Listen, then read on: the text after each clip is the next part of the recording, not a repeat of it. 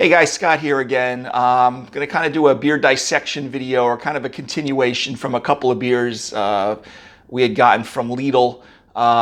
Depending on when you're viewing this, I did post or I'm about to post a video about another Lidl beer. I believe it was called Stargazer. I talk a little bit about subcontract brewing with Lidl and Costco and stuff like that. So if you are interested in that stuff, take a look for that under probably beer dissection or general talks. So what I have today is Craft Explorer Blue Ridge Lager. Okay. As much as I enjoy my craft breweries around here and, a lot of commercials types, I do like to try some of these, I even want to call it budget, breweries or beer, the beer stores like Lidl's, been taken over the country over the last several years, a German company. As just to highlight a couple of things I did mention in the other video is this beer, even though it says Craft Explorers and Lidl, it's actually brewed by Central Virginia Brewing Company, which in the other video I talk about how I kind of did a little research. It was Star Hill Brewery, somewhere in Virginia near Charlottesville. There's a town, I think it's Cruzette, if I'm pronouncing it properly, in that region. The Stargazer, just a quick refresher, was actually a pretty decent beer for a budget like $6 or $7. My wife got it like $6, $7 for a 6-pack. So this day and age is actually not too bad. I used to do that with wine, try to find the best wine for like under like $7 or something like that. So, these are, kind of budget beers. That brewery is a legitimate brewery in Central Virginia. I think they bought out a Conagra Foods plant, so they are producing beer. And the quick highlight on Costco is a lot of times over the last decade or so, Utica Brewing Company, which brews for Saranac, has done most of their brewing, and now it's called like Michael's or Matt's Brewery.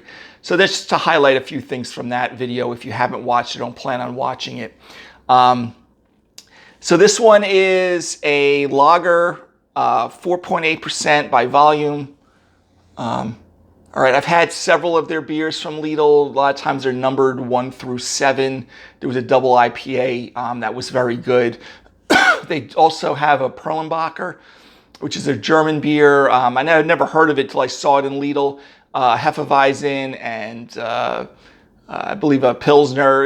Okay, they're not great. I haven't done an official review on them on video. But so anyway, let's open this bad boy up, and again, as I usually do, I have my tulip / oversized snifter glass.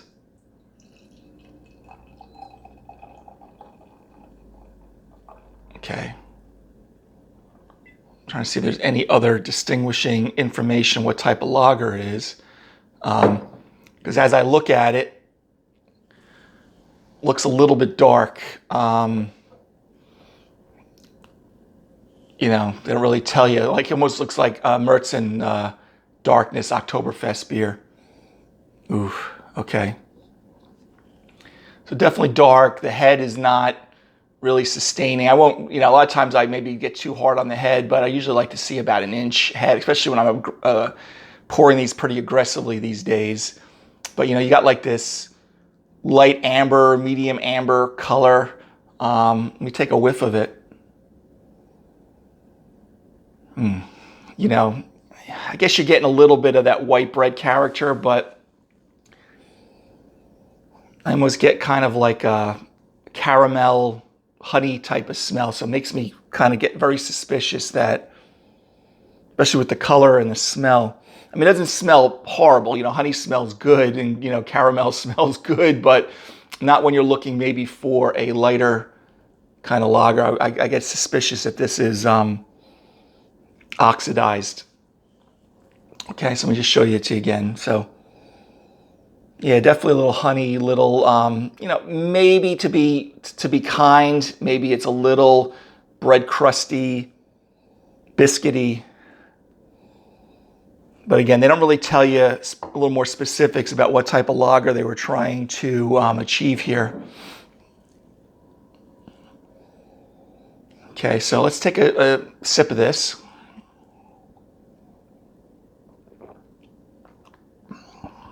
Ooh.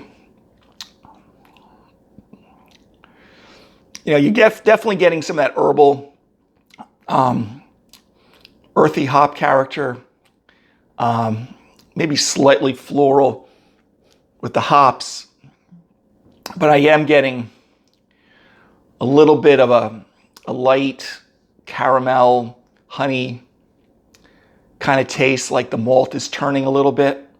I haven't checked the date very closely. Like I said, I didn't purchase this specifically myself, so I didn't check. I'm going to check the date here in a second. But there's definitely, I'm suspicious of a little what they call malt shift when the beer is oxidized a little bit or older. You know, in lighter beers, you get more of like a honey kind of taste, a little bit more amber beers, which this is closer to, which again, now I'm suspicious whether that color change is due to oxidation a little bit. You'll get a little bit of a light caramel, butterscotch type of taste, and that's kind of what I'm getting a little bit here.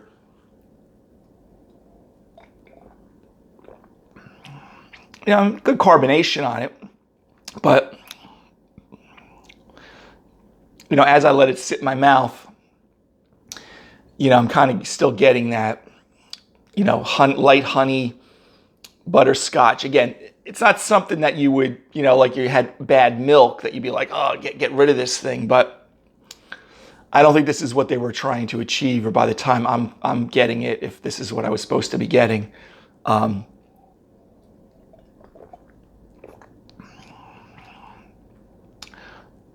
You know, light to medium bodied, good carbonation. So, I mean, if I can kind of block out the possibility that this thing is oxidized, I'm going to take a look at the date in a second. I got to put my glasses on here to read it closely. But immediately when I poured it, I'm thinking that they wanted to try to have a lighter lager. This is looking a little darker. Sometimes with hop oxidation, you'll get a little darker color to it when it's not where it needs to be. Like I said, you get that honey in really light beers, and a little bit of caramel butterscotch. So they call it malt shift. But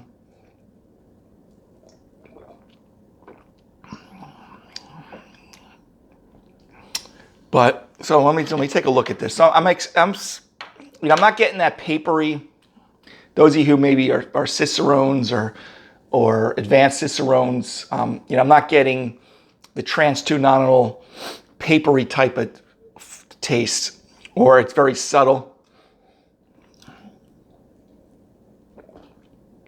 You know, I've tasted the off spikes as I'm studying for the tasting portion for the Cicerone. Those of you who don't know me, I took the written. I won't give you the whole story. I've taken the written, did pass the written, everything. But I'm not getting the papery taste unless it's extremely subtle. It doesn't taste like the flavor spikes. So let me take a look at the date on this bottle. I apologize with my glasses on. Okay. They have a package date on here. Again, I didn't purchase this myself. I guess the package date says August 3rd. It's a little choppy on the writing. It looks like 2020. So we're looking at 2 years and roughly 4 months from package date.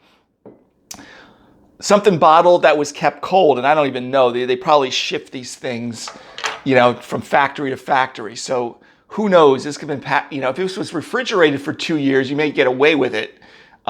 Usually 6 months, 4 to 6 months, if something's packaged and it's refrigerated, I would say would be okay. I gotta believe, like if I go to my local Lidl store, these are just sitting warm on the shelf at room temperature. So this is probably why I'm getting, you know, a little darker than I wanted. I won't even judge it on it having a little bit of an amber hue to it, because they don't really tell you what type of lager they were trying to achieve here. I'd have to really dive deep into the, you know, the annals of their website to see. But because I'm kind of getting that like little bit of honey, you know, light caramel butterscotch, and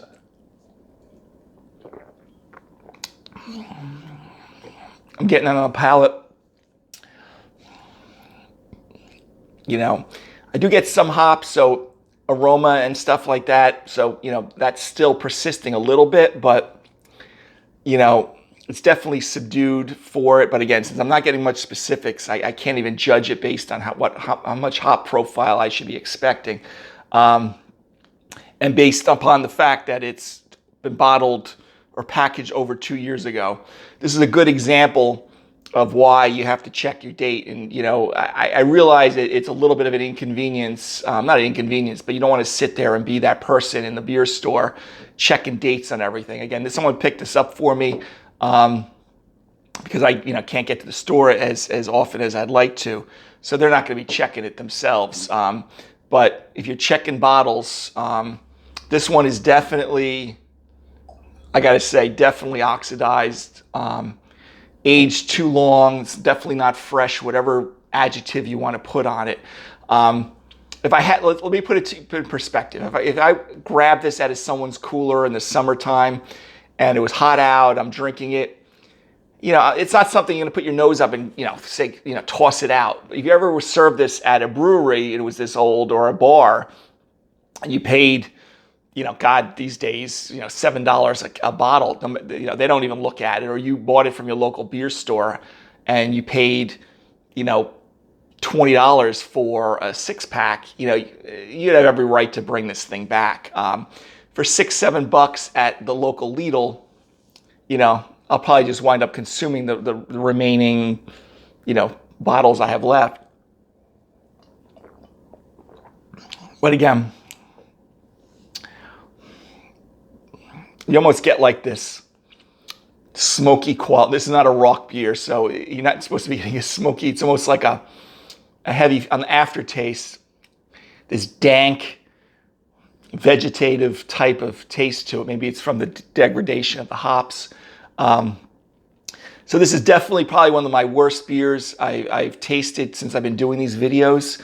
Not even worth a grade. I'll probably finish them because, it's not like, again, spoiled milk or bad meat or anything, but it's just one of those beers that once maybe when my taste buds are numb, I'll have the remaining ones.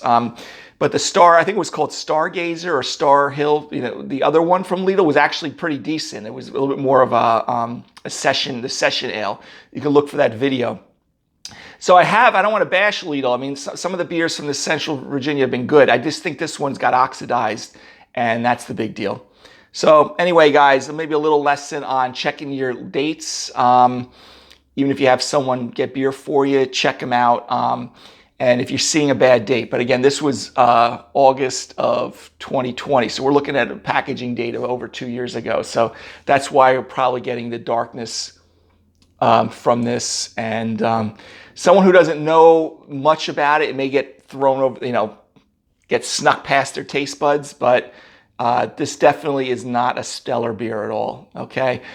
Maybe when it was fresh, it was, to be fair. Maybe when it was fresh, it was decent, That Stargazer I had was a pretty decent beer. It wasn't phenomenal, but it was decent. But when you start getting over 2 years, all bets are off. All right, guys, so until my next beer review, if you want to look at my other Lidl one, I think it's called, I'll try to look under beer dissection videos. I believe I have it in there, or it will be up soon if I get this one posted before. All right, guys, have a great day. Take care.